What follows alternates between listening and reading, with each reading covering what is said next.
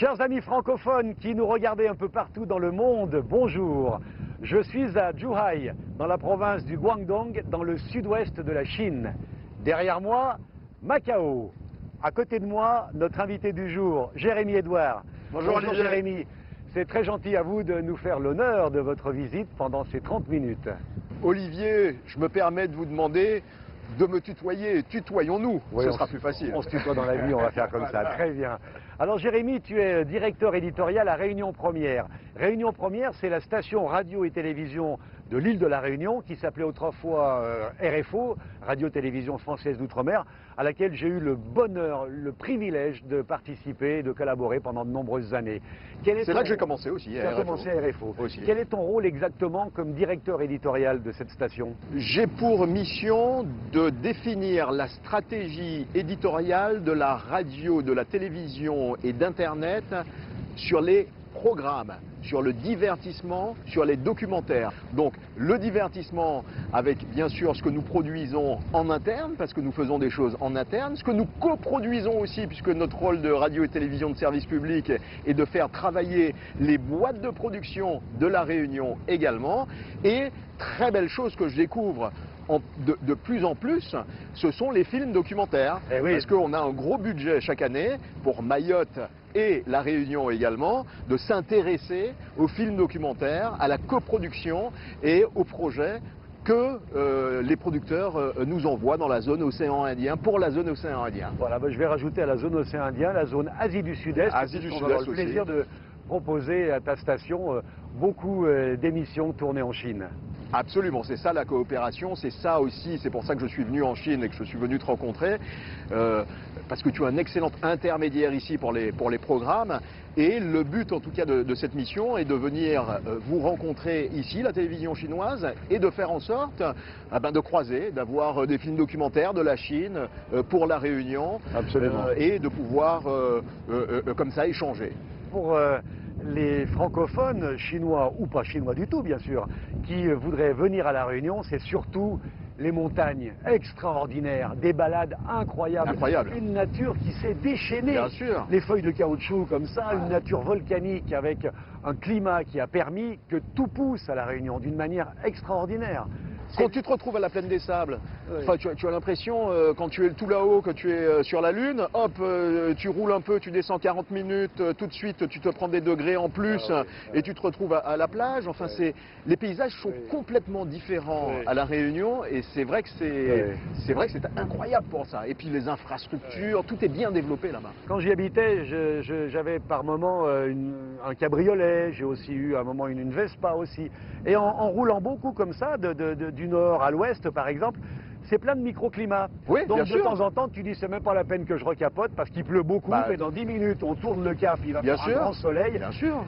C'est un endroit extraordinaire. À Saint-Denis, il peut faire très très beau, et puis hop, tu arrives à Sainte-Marie, limite Sainte-Marie, hop, il commence à pleuvoir. C'est un cyclone, pas du tout. Quelques kilomètres plus loin, et dans l'est, il pleut, alors que dans l'ouest, tempête de ciel bleu. Les microclimats sont incroyables. Alors je ne sais plus, je crois qu'il y en a plus d'une centaine à La Réunion. Je discutais de ça avec M. Écornier, qui est le patron de Météo France la dernière fois. Il me disait effectivement que les microclimats sont très différents parce que c'est très montagneux. C'est une île extraordinaire, vraiment, qu'on recommande à tout le monde. Elle est vraiment dans nos cœurs et pas pour rien. Alors cet endroit aussi est extraordinaire parce que ce sud-ouest de la Chine est baigné d'histoire, comme toute la Chine est baignée d'histoire de toute façon. Mais là, l'histoire est un peu particulière.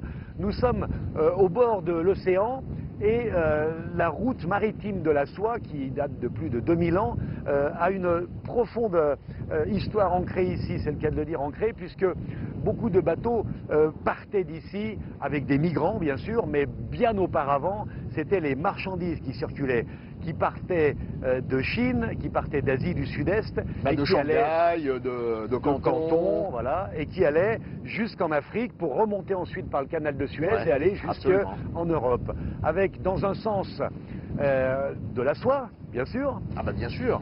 Du coton. Alors la soie, du coton, la porcelaine, bien sûr. porcelaine aussi, Le le papier également. Voilà. Et puis en retour, qu'est-ce que nous avions? Enfin, qu'est-ce que les Chinois avaient? Ce dont ils avaient besoin. Ah bah évidemment des épices. Oui, et puis Alors, les on avait épices qui venaient d'Inde, et puis les épices qui venaient les d'Inde. pierres précieuses. Les pierres précieuses les aussi. bois précieux aussi. Absolument. Voilà, et encore tant d'autres choses. Donc, cette Ça a route été de un la croisement soie, comme ça voilà. culturel qui était fabuleux Pendant déjà. des siècles et des siècles. L'apogée s'est située entre le 11e et le 15e siècle avec des grands navigateurs.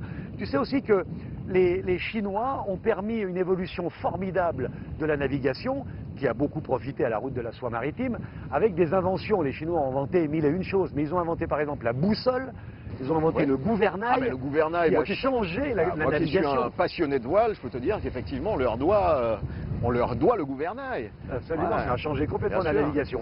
Et puis, il y a aussi eu des migrations. On pense à Madagascar.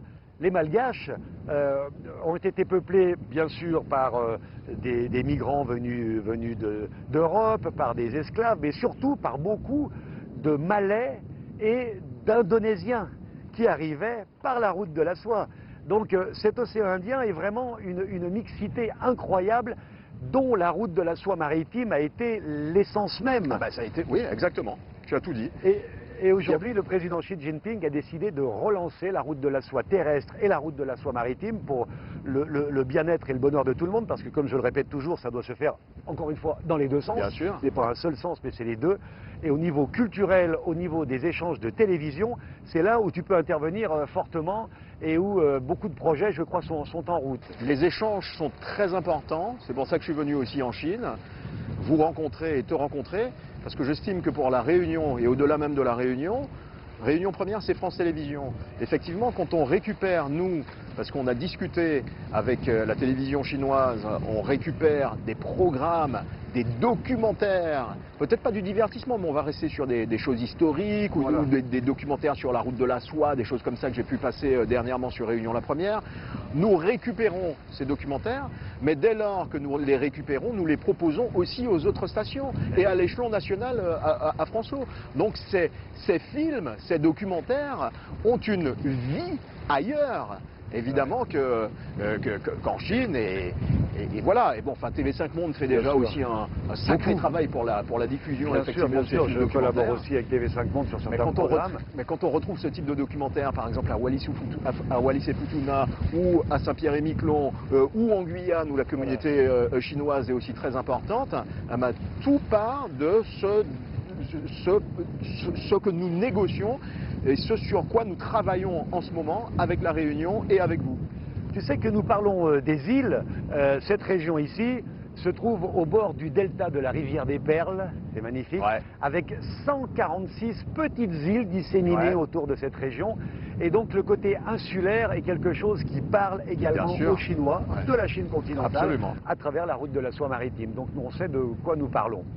Et puis encore une fois, avec les échanges, ils se font au niveau de la télévision, bien sûr, ils se font au niveau culturel, mais j'ai remarqué que beaucoup de francophones, ça unit la francophonie, bien sûr, c'est une unité, la francophonie, sont ravis d'apprendre des choses. Il y a un côté culturel, il y a un côté intelligent, didactique, et en même temps décontracté, parce qu'on parle des plaisirs de la vie, Bien on parle sûr. de la gastronomie, on parle Absolument.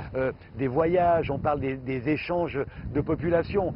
Donc de plus en plus de documentaires, de plus en plus intéressants, j'ai envie de dire décontractés aussi, parce qu'il faut sortir un peu du côté sérieux pour qu'on s'intéresse beaucoup, Bien sûr. qu'on intéresse plus de gens à plus de choses. Voilà. Bah, je crois que tout est dit, mais sur les programmes, par exemple, moi j'ai vu de très très jolies choses sur la découverte de la Chine, sur l'art culinaire aussi via des petits modules. Ça, ce sont des choses que j'ai envie de programmer sur Réunion la première.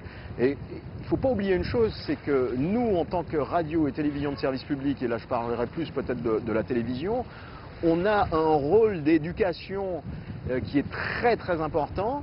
Donc effectivement, on est sur du divertissement, on est sur plein de choses, mais les films documentaires et toute l'histoire même et tout le croisement des échanges que nous connaissons, on se doit, en tout cas, de proposer aux téléspectateurs des choses qui expliquent, et puis un choix beaucoup plus large Tout à fait. des échanges. Prendre le téléspectateur au sérieux, mais sans se prendre au sérieux. Complètement. Voilà.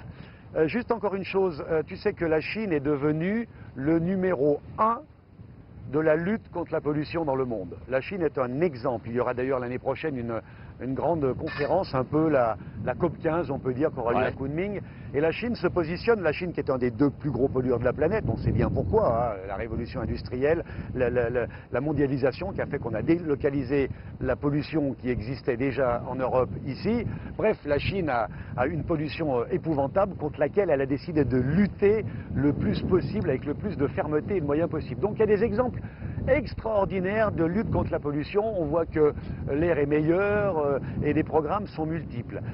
Et donc la Chine se place en tête de la lutte contre le réchauffement climatique. Moi, ça me donne une idée sur des idées de programmes que nous pourrions échanger, parce que ces problématiques-là sont évidemment pareilles partout. Et les Réunionnais sont très concernés par ça. Évidemment, et à La Réunion également. Si demain vous avez à monter une émission, par exemple, sur l'écologie, pourquoi pas faire le lien à un moment donné avec ce qui se passe à La Réunion, ou avec les Antilles-Guyane, ou la Nouvelle-Calédonie. Il y a des choses à faire. Nous allons en parler dans les réunions que nous allons avoir hors antenne. Nous allons en parler parce qu'effectivement des projets existent. Ce que je voulais dire, c'est quelle est la fibre écologique à La Réunion? J'ai l'impression qu'elle grandit de plus en plus, comme dans le monde entier d'ailleurs. Ah oui, de toute façon, on n'a pas le choix. Alors que c'est une île qui elle-même est préservée logiquement de la pollution, mais avec la population qui n'a cessé de grandir, les voitures, etc. Il y a maintenant des programmes écologiques qui sont fortement établis à la Réunion. C'est une volonté populaire, politique. Il faut surtout que oui, c'est une volonté politique. Il faut surtout que les Réunionnais et que l'ensemble de celles et ceux qui composent vraiment la Réunion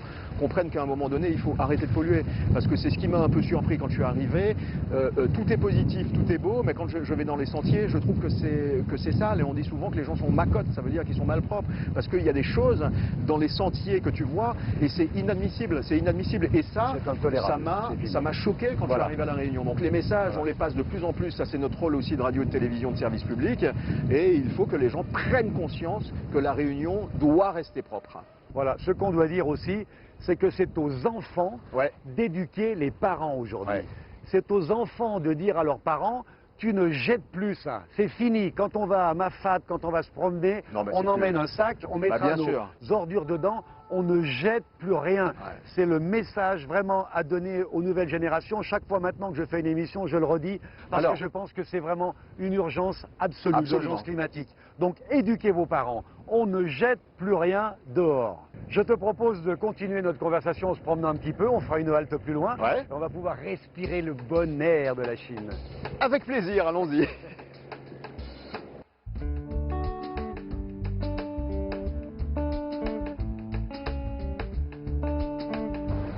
Tu as plus d'amis chinois à La Réunion ou aux Antilles?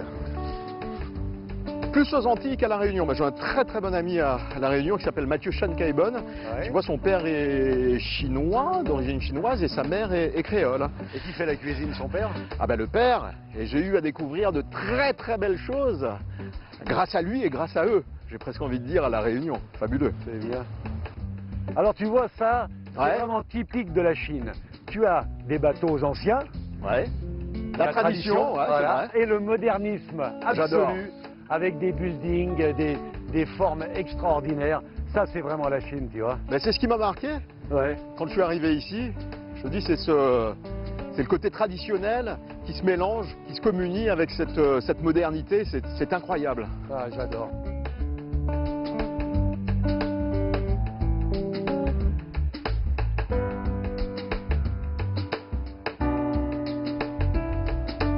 Regarde Jérémy, c'est pas beau la Chine, tout est prévu, même des chaises pour reposer nos gambettes. Olivier, je vais t'avouer quelque chose. Je suis un homme heureux. Je suis un homme heureux parce que je suis content d'être ici, je suis content de découvrir la Chine, heureux de te rencontrer également parce que je crois qu'on va faire de belles choses ensemble. Sans aucun doute. Et heureux de travailler également et de collaborer avec les équipes techniques. Sympa, les équipes techniques chinoises. Tu sais, ce pays rend heureux. Le bonheur existe vraiment en Chine, il est partagé. Partout, tu vois des gens qui rient, qui s'amusent, qui dansent, qui chantent. C'est vraiment un pays qui non seulement te dynamise, mais où tu sens une sensation de bonheur. Je suis content qu'elle te soit arrivée comme ça aussi rapidement. Jérémy, quels sont les rapports professionnels développés entre les stations radio et télévision dans l'océan Indien? Je pense à Madagascar, à Maurice, aux Comores, aux Seychelles. avec la Réunion. Donc vous développez beaucoup de Mais les rapports projets communs? sont très bons puisqu'on travaille. On travaille par exemple sur les Jeux des îles avec l'Artois et Qu'est-ce donc? au sein de l'association des radios et télévisions de l'océan Indien, donc ça s'appelle l'Artois, et tous ensemble, on a pour projet vraiment de se retrouver par exemple autour des Jeux des îles au mois de juillet, Jeux des îles donc qui se sont tenus à l'île Maurice là au mois de juillet puisque c'était le De pays Jeux organisateur. Ouais, absolument. Et on s'est tous retrouvés. Équipe technique, moyens humains également de Réunion Première, aux côtés des Seychelles, des Comores, de Madagascar, Ouais. des Seychelles, ça je l'ai dit aussi, et puis autour avec en tout cas les collaborateurs et les amis de la MBC, la télévision nationale mauricienne. Et c'est une formidable, j'ai presque envie de dire, aventure professionnelle certes, mais humaine. Les collaborations peuvent s'étendre peut-être avec la Chine ou avec d'autres pays de l'océan Indien. On va essayer de se rapprocher parce que je pense que l'expérience justement des Jeux des îles a été plutôt une très bonne expérience et on a envie de collaborer par exemple avec Maurice, on a envie de collaborer avec la MBC maintenant sur du divertissement, pourquoi pas une émission de fin d'année qui pourrait se tourner, pourquoi pas à la MBC sur le grand studio, dans le grand studio de la MBC où il tourne Qui veut gagner des millions.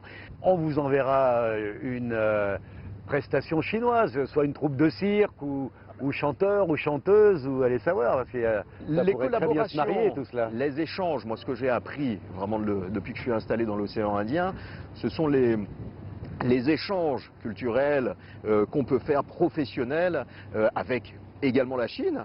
On va en parler, au-delà des programmes, du divertissement, de l'information, des jolis documentaires. Pourquoi pas, effectivement, s'il y a une possibilité demain et qu'il y ait une troupe chinoise qui puisse venir sur une émission de fin d'année, sur du divertissement, évidemment que ça nous plairait. Les possibilités, elles sont multiples en Chine et permanentes. Ouais. Ici, tout est possible, il faut bien le savoir. Et avec la générosité et l'ouverture chinoise actuelle, c'est comme si c'était fait. Il suffira de choisir la troupe, la prestation artistique, la chanteuse ou le chanteur ou le groupe, allez savoir. Et en plus, il y a tous les styles, tous les genres. Ça, c'est pas un problème. Et on pourrait imaginer, bien sûr, plus de collaboration entre la télé chinoise et déjà la télé réunionnaise, avant de parler de des télévisions de l'océan Indien. C'est pour ça, en tout cas, que je suis venu, entre autres, ici, parce que on m'a beaucoup parlé de ce type d'échange. Moi, j'ai eu la chance aussi de te rencontrer et de discuter déjà à distance. Et c'est vrai qu'on fait de belles choses sur des échanges de programmes. On est au début d'une collaboration qui s'annonce évidemment riche et que nous allons étoffer au fur et à mesure. L'objectif est que vraiment, pour la Réunion, nous puissions de plus en plus récupérer des productions chinoises, de la télévision chinoise. En français. En français, évidemment, sur des docs, ça peut être des docs historiques, comme on a diffusé la dernière fois sur la route de la soie, c'était un très très beau 52 minutes, et faire des échanges de programmes, et diffuser. La communauté chinoise est très très présente, en tout cas à La Réunion, et on sait que ce type de programme est indispensable sur une télévision dite, enfin pas dite, mais de service public à La Réunion. Tout à fait. Et puis toi et tous les Réunionnais savent que vous pouvez compter sur moi pour favoriser au maximum ce genre d'échange, puisque La Réunion est restée définitivement mon île de cœur, et ça tu le sais très bien. Je suis très heureux qu'on ait eu à se rencontrer ici, à discuter encore de façon professionnelle et sur des choses qui sont déjà actées et qui sont en cours de négociation, mais pour moi qui sont actées. Et ça fait plaisir parce que du coup, ça étoffe ma grille, enfin notre grille de programmation à Réunion Première. Et ça fait que nous avons aussi une grille qui ressemble même à La Réunion. Nous avons une grille aussi pluriculturelle, pluridimensionnelle, avec des programmes chinois. Il faut que cette antenne ressemble également à sa population et au fait que l'île soit évidemment pluriculturelle. Bien sûr, je suis un francophone, donc la francophonie est très représentée en Chine à travers CGTN français, donc la chaîne francophone de CCTV. Et moi, j'y rajoute une touche de ce qui nous rassemble, la créolitude. Oui, bien sûr. Donc ça va donner... Et puis bon, on sait encore plus quand on connaît l'océan Indien, comment s'adresser aux gens, ce qui plaît aux gens, etc. Donc je suis très content de représenter un petit peu cette créolitude de l'océan Indien en particulier, mais de l'outre-mer en général, parce que comme on en a beaucoup parlé aujourd'hui, effectivement l'outre-mer est une entité globale et mondiale, avec ses différences, mais surtout avec son unité. Bien sûr, et puis la force aussi de Réunion la Première, et j'ai presque envie de dire de France Télévisions, c'est que quand nous négocions ensemble avec la Chine, avec toi, avec la télévision chinoise pour des programmes, ce qui est bien, c'est que nous demandons automatiquement l'extension des droits des documentaires pour France Télévisions, pour l'ensemble des Outre-mer. Donc si Wallis et Futuna demain, la première là-bas, ou Nouvelle-Calédonie la première, ou Tahiti, la Polynésie première, souhaitent reprendre les programmes, c'est indiqué dans une cession de droits. Et ça c'est énorme. Donc les programmes ne passent pas qu'à la Réunion. Certes, je m'en occupe, on négocie ensemble, mais après l'ouverture des droits pour les 9 stations et également pour France O qui rayonne sur le national. Parmi tous les points communs qu'on peut retrouver dans l'outre-mer français, eh bien, la population chinoise, ou en tout cas d'origine chinoise, est un ciment, est un lien avec tout ce que les Chinois se sont expatriés un peu partout, une partie de la population chinoise depuis plusieurs générations, un peu partout outre-mer. Donc ça aussi, ça fait un point commun qui permet de s'adresser à tous. À l'époque justement de cette route des départs, des migrations, etc., et du départ de Chine, c'est vrai que beaucoup de Chinois se sont retrouvés à La Réunion, aux Antilles, Guyane, également dans le Pacifique. Alors c'est vrai que les premiers Chinois arrivaient très fatigués parce que les voyages étaient longs en bateau. Et quand ils sont arrivés en Martinique ou à Trinidad au 19e siècle, ils arrivaient et étaient engagés à l'époque et s'occupaient surtout de travailler dans les champs de canne, etc., etc. Et puis après, les choses ont évolué puisque une deuxième vague est arrivée, et beaucoup de commerce aussi, avec cette deuxième vague qui est arrivée au début du XXe siècle, puisqu'il y a eu plusieurs vagues anti-Guyane, et on a retrouvé effectivement beaucoup de Chinois qui ont commencé à travailler dans des bazars, dans des commerces, etc., etc. Et c'est ce qui a intégré peu à peu cette communauté dans la Caraïbe. Ils sont arrivés en Guyane, et puis en remontant par Trinidad, Martinique, Guadeloupe, et un peu partout. Et aujourd'hui, toute cette communauté chinoise qui est issue de plusieurs générations, qu'on retrouve encore une fois dans tous les départements d'outre-mer, est fortement créolisée. L'identité créole est très forte. Alors bien sûr, les grands-parents parlent de la Chine, d'aller voir la famille éloignée en Chine. Mais moi, j'ai connu beaucoup de jeunes Chinois, de jeunes créoles d'origine chinoise, qui ne parlaient pas du tout le chinois. Qui disent « Oh, mes grands-parents, mes parents, ils parlent chinois, mais moi, ça ne m'intéresse pas parce qu'ils parlent le français et le créole. » Et ça, c'est en train de changer. Avec l'évolution depuis une dizaine d'années de la Chine, avec l'explosion économique de la Chine, c'est très important aujourd'hui de savoir parler chinois. Et donc, du coup, les Chinois s'y remettent. Bien sûr. Et puis, ce qui est incroyable. Il y a beaucoup de créoles viennent en Chine. Bien sûr. Et puis, moi qui viens de la Martinique, les Chinois de Martinique ont envie de plus en plus, et la nouvelle génération aussi, de venir découvrir et de venir redécouvrir la Chine. Mais ils sont tellement bien intégrés. Il y a de grandes familles chinoises qui sont dans le commerce, dans la grande distribution en Martinique, puisque je viens de là-bas. Ils sont très impliqués évidemment dans la vie locale, à tel point qu'ils parlent, évidemment, parce qu'ils ont toujours habité là, mais les parents et les grands-parents parlent créole, si tu veux, couramment, et ils sont intégrés dans la vie économique, sociale, culturelle du département. D'accord. Les yeux un petit peu bridés, donc tu as une origine chinoise ou Pas du tout. C'est le soleil? Pas du tout, ça doit être le soleil, le réveil un peu matinal ce matin. Voilà. Les touristes à La Réunion, les touristes chinois sont de plus en plus nombreux, dit-on. Il y a une ligne hebdomadaire entre Guangzhou et La Réunion, paraît-il. Oui, depuis 2015, via Air Austral en codeshare avec Air Madagascar. Donc toutes les semaines, il y a un vol. Il y a un énorme attrait pour venir en Chine. La Chine est tellement grande, tellement multiculturelle. Il y a tellement de choses à voir qu'un voyage ne suffit jamais. Il en faut beaucoup. Mais par contre, les Chinois qui viennent à La Réunion sont attirés, eux, un peu par les plages, mais ici il y a des plages partout, d'abord en Chine, et puis en Indonésie, et puis au Vietnam, enfin en Thaïlande, bref, dans tout le sud-est asiatique, donc c'est pas forcément les plages qu'ils recherchent. mais l'attrait du volcan est toujours quelque chose de formidable. Non, c'est sûr. Un volcan jeune, souvent en activité. 5 ou 6 fois en 2019, enfin c'est fantastique. Ouais, le piton de la Fournaise, quelle chance. Et puis venir ici, moi aussi depuis que je travaille dans l'océan Indien, enfin c'est magnifique, je découvre la Chine, cette communion qu'il y a, que j'ai pu vraiment découvrir, une communion entre cette tradition et cette modernité en même temps, je trouve ça absolument fabuleux. C'est incroyable, c'est incroyable. La dernière fois, on a pris un bus là pour aller au théâtre un peu plus loin, là, à Zhuhai, pour aller voir un spectacle tout à fait magnifique le soir. C'était un bus, il avait quand même son âge, le bus. On sentait qu'il n'était pas tout récent. Alors c'est vraiment la tradition. On est dans la Chine en temps longtemps, comme on dit aux Antilles. Et tu arrives et ce vieux bus qui te dépose devant un univers absolument magique et tout à fait moderne, ultra moderne. Et ça, c'est vraiment incroyable, quoi. C'est le pays des ambiguïtés et des paradoxes, la Chine.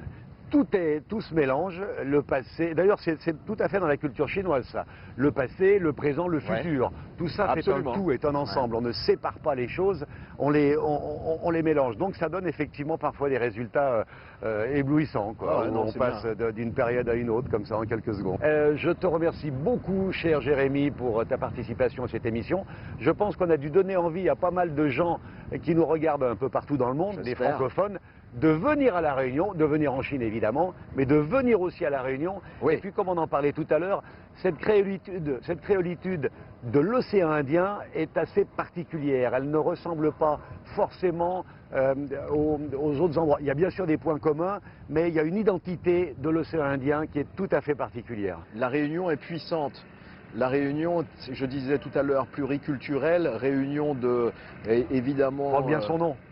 Évidemment, on se retrouve à La Réunion et tout le monde s'entend, toutes les communautés s'entendent. Et personne ne peut dire aux autres, logiquement, va-t'en, tu n'es pas chez toi. Ça n'existe pas. C'est formidable, mais c'est un cas à part dans le monde. La Réunion est un exemple. On en parle, j'ai des frissons, cette île absolument... pluridimensionnel, pluriculturel, et ça se ressent également sur tout ce qui est culturel évidemment, sur tout ce qui est art culinaire, sur la cuisine qui est très très riche aussi à La Réunion, et c'est mélangé, ça c'est fantastique. J'allais y venir.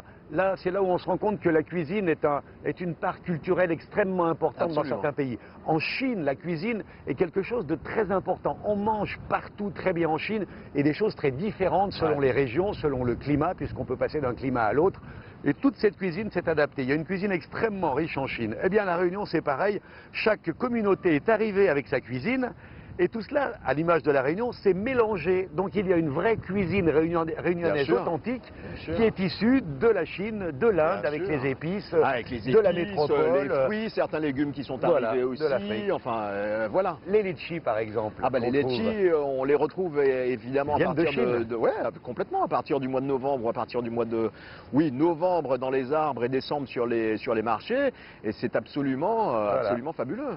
Alors maintenant, avec le dérèglement climatique, va savoir, enfin on ne le souhaite pas bien sûr, et pour revenir à Zhuhai, cette ville est une ville, on l'appelle une ville jardin, extrêmement verte.